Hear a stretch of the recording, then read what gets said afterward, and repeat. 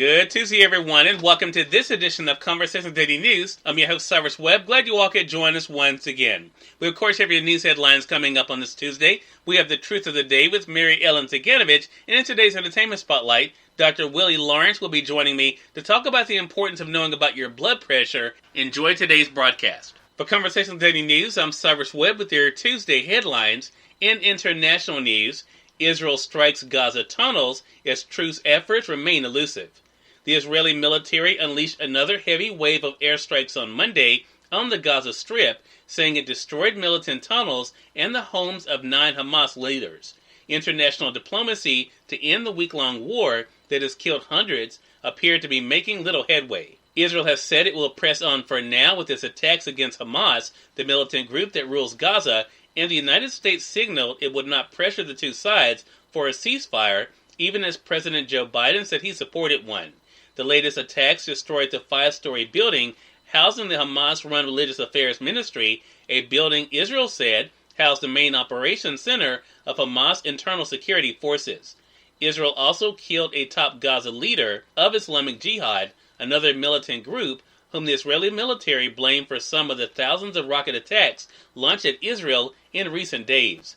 Israel said its strikes destroyed 15 kilometers, or 9 miles of tunnels, used by the militants. At least 212 Palestinians have been killed in the week of airstrikes, including 61 children and 36 women, with more than 1,400 people wounded, according to the Gaza Health Ministry.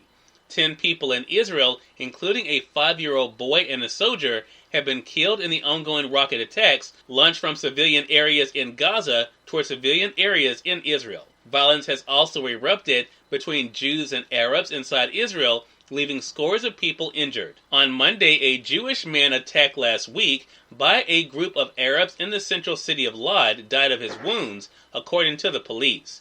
Prime Minister Benjamin Netanyahu met with top security officials on Monday evening and later said Israel will continue to strike terror targets in Gaza. We will continue to operate as long as necessary in order to return calm and security to all Israeli citizens, he said. In more international news, Biden boosting world vaccine sharing commitment to 80 million doses. President Joe Biden said Monday that the U.S. will share an additional 20 million doses of COVID-19 vaccines with the world in the coming 6 weeks as domestic demand for shots drops and global disparities in distribution have grown more evident.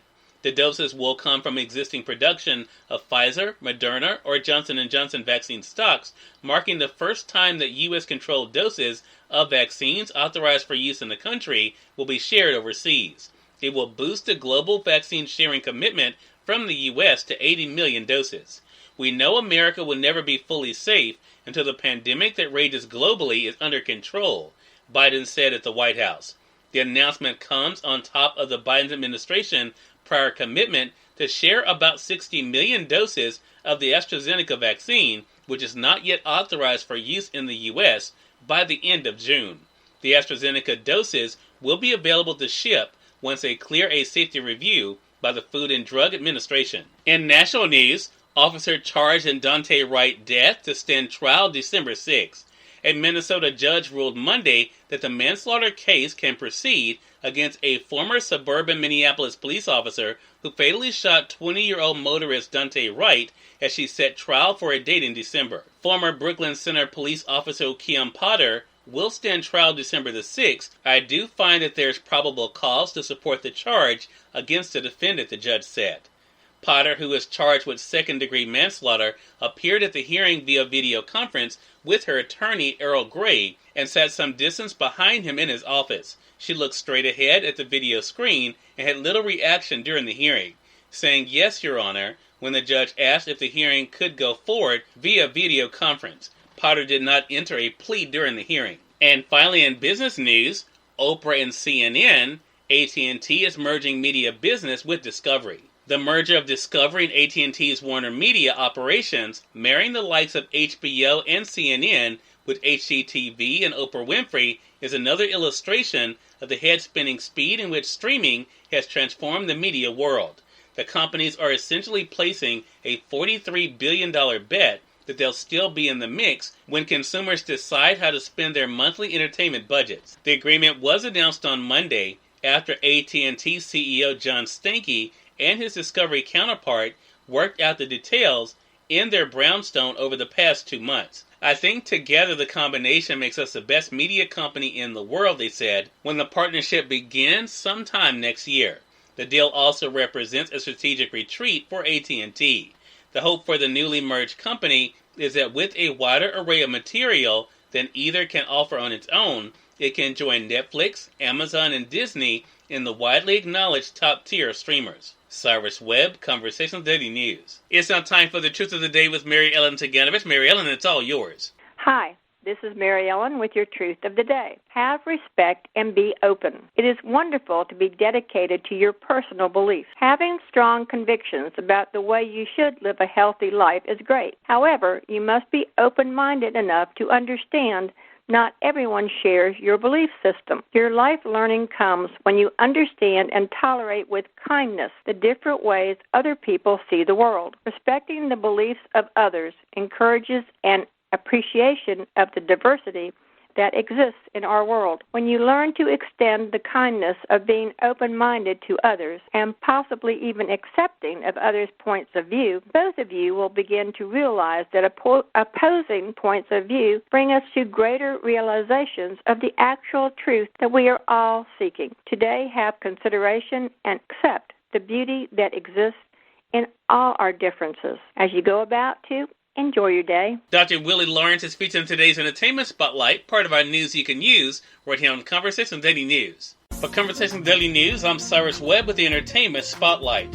Dr. Willie Lawrence joined me recently on Conversations Live, the radio show, to talk about the importance of knowing about your blood pressure and also how you can go about managing it. Here's a bit of our conversation. Well, Dr. Lawrence, here in the Magnolia State, unfortunately, we are at the top of all the wrong lists. High blood pressure is one of those lists. When should you be concerned, though, about your blood pressure? Well, high blood pressure is manifesting itself earlier and earlier in people's lives. Even in adolescence, it's important that you know your blood pressure. Before you're 18, it's certainly important to begin to know those numbers and to know the importance of bringing blood pressure under control. Well, with the age group being so large then, Dr. Lawrence, what are some of the simple steps that our radio audience then can take to start managing their blood pressure? Well, the simple things are the lifestyle things we all know about. Walking regularly, regular exercise, diet, especially watching your sodium intake, trying to keep it less than 1,500 milligrams a day, trying to eat healthy, fresh foods. I think we all know what we need to do, and it's getting our mind wrapped around it and making it a daily goal. One of the things we've noticed in the past year, especially, Dr. Lawrence, is that when it comes to certain communities, they're definitely more susceptible to things like, of course, heart disease and stroke. Why is this the case? Why are some communities that seem like at a higher risk? A lot of it has to do with our habits, our exercise habits, our eating habits. Sometimes it has to do with whether or not we have access to healthy meals, to fresh food. There are certain communities are deserts when it comes to having healthy foods. So all those things are important to achieving health. It's not only what the individual does, but it's also making sure we have effective policy that makes certain that we have access to healthy meals and to walking paths. Cyrus Webb, Conversations Daily News. We thank you all for tuning in to this edition of Conversations Daily News. We'll have you guys on tomorrow with more news, Truth of the Day with Mary Ellen Ciganovich, and of course your Entertainment Spotlight. Until then, I'm your host, Cyrus Webb, saying as always, enjoy your day, enjoy your life, enjoy your world. Thank you all for choosing Conversations Daily News today. Let's make it a great one.